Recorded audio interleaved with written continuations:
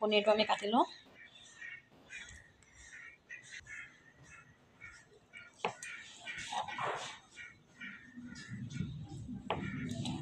কাটি লৈছোঁ। হা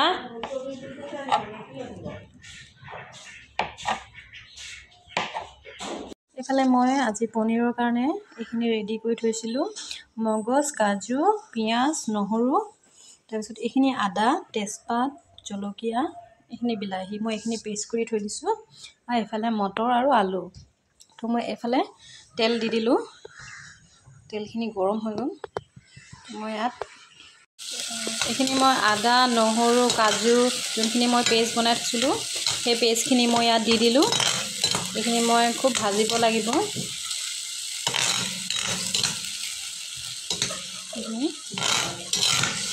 গোটেইখিনি পেষ্ট কৰি থৈছিলোঁ এইখিনি মই দি দিলোঁ।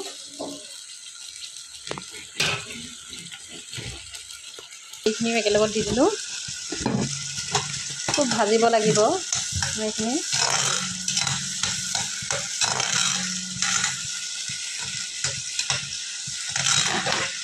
ভজা হৈ গৈছে। বিলাহী, কাজুখিনি গোটেইখিনি ভজা হৈ গৈছে। প্ৰায় 10 মিনিটমান মই ভাজিছোঁ। তো মই ইয়াত হালধি দি দিছোঁ।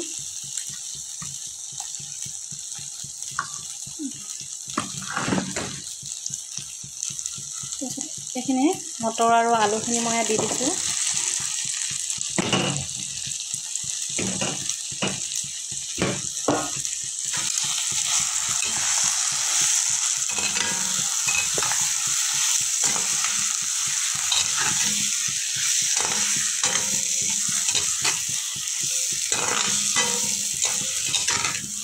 মই অলপ দেৰি সিজিবলৈ দিম।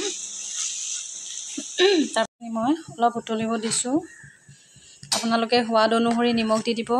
মই নিমখ অলপ দিছিলোঁ, সেইকাৰণে মই আৰু অকণমান দি দিছোঁ।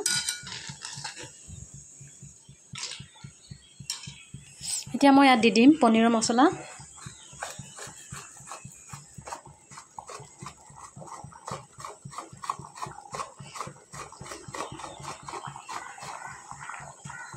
তো মই ইয়াত দি দিলোঁ পনীৰৰ মছলা।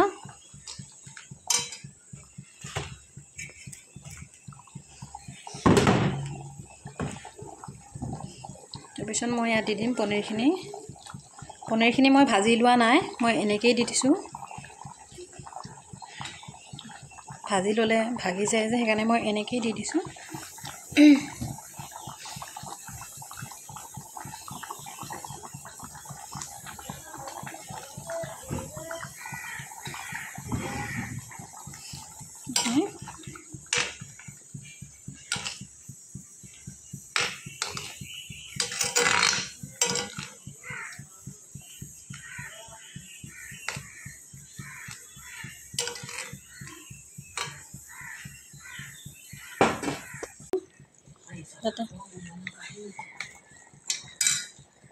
আৰু এই জলকীয়া দুটা কাটি থৈছিলোঁ।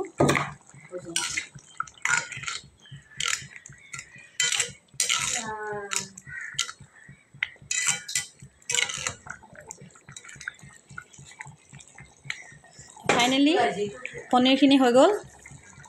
বনাই হৈ গ'ল। মই এতিয়া যাওঁ ল'ৰাক স্কুলৰ পৰা আনিবলৈ।